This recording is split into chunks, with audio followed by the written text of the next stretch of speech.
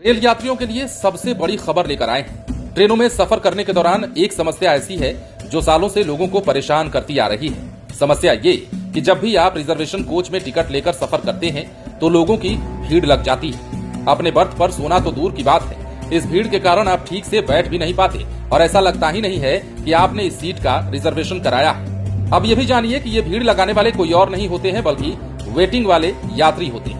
कभी कभी तो शौचालय से लेकर बोगी की आखिरी हद तक लोगों का जाम ऐसा लगता है कि ये रिजर्वेशन वाली कोच नहीं बल्कि जनरल कोच है। त्योहारों में हालात और भी बदतर हो जाते हैं, लेकिन अब अगर हम ये कहें कि रेलवे ने ऐसे लोगों को रिजर्वेशन वाली बोगी से बाहर करने का फैसला ले लिया है तो क्या आप खुश नहीं होंगे? जी हाँ, खुश हो जाइए, क्योंकि अब इसकी शुरुआत हो चुकी है और अब खबर के मुताबिक रिजर्वेशन बोगी में वेटिंग वाले यात्री जो भीड़ का कारण बनते हैं उन्हें घुसने नहीं दिया जाएगा, या फिर अगर किसी प्रकार से घुस जाते हैं तो उन्हें तुरंत बाहर का रास्ता दिखा दिया जाएगा। तो चलिए अब खबर हम आपको विस्तार से बताते हैं। ट्रेनों में प्रतीक्षा सूची बढ़ने की वजह से आरक्षित कोचों में भी यात्रियों की भीड़ बढ़ती जा रही है।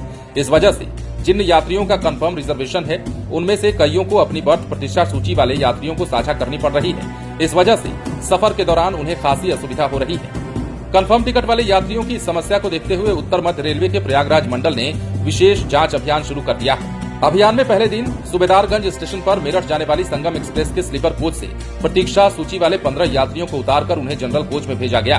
इस बीच प्रयागराज जंक्शन पर सीनियर डीसीएम हिमांशु शुक्ला के नेतृत्व में यात्रियों की बैठक हुई। स्टेशन निदेशक कक्ष में आयोजित बैठक में तमाम विभागों के अफसरों और कर्मचारियों ने शिरकत किया।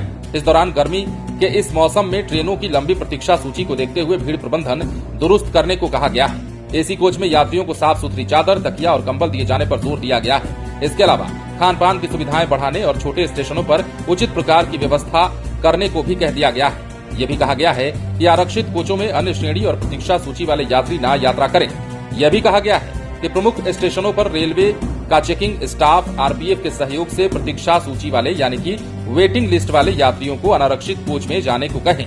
बैठक में तमाम अधिकारी मौजूद रहे और इस बैठक के बाद जो फैसला लिया गया या जिस प्रकार संगम एक्सप्रेस में वेटिंग वाले यात्रियों को रिजर्वेशन वाले यात्रियों से दूर किया गया, उसे देखकर अब ऐसा लगता है कि भारतीय रेलवे पूरे देश में ये सिस्टम खत्म करने जा रही है कि अब रिजर्वेशन कोच में वेटिंग वाले यात्री भी सफर करेंगे। और ऐसा अगर हो जाता है तो यकीन मानिए देश भर में रेल से सफर करने वाले या फिर यूं कहें कि रेल से सफर करने वाले लंबी दूरी के जो यात्री हैं उन्हें बड़ी राहत प्रदान की जा सकती है। ऐसा अब होने भी जा रहा है क्योंकि इसकी शुरुआत अब प्रयागराज से हुई है और संगम एक्सप्रेस में जिस प्रकार यात्रियों को रिजर्वेशन कोच से हटाकर उन्हें उनके असली कोच में पहुंचाया गया है, इसके बाद ये कहा जा रहा है कि भारतीय रेलवे तमाम ट्रेनों में देश में जितने भी ट्रेनें चलाई जाती हैं और जिनमें रिजर्वेशन कोच की सुविधा है उन तमाम ट्रेनों में इसकी शुरुआत करने जा रही है। और इसके साथ ही रिजर्वेशन कोच में वेटिंग लिस्ट वाले यात्रियों को अब घुसना नहीं दिया जाएगा, या फिर यूं कहें कि अब रिजर्वेशन कोच में जो सीट आपने बुक कराई है उस सीट पर कोई दूसरा नहीं बैठने आएगा, क्योंकि वेटिंग लिस्ट वाले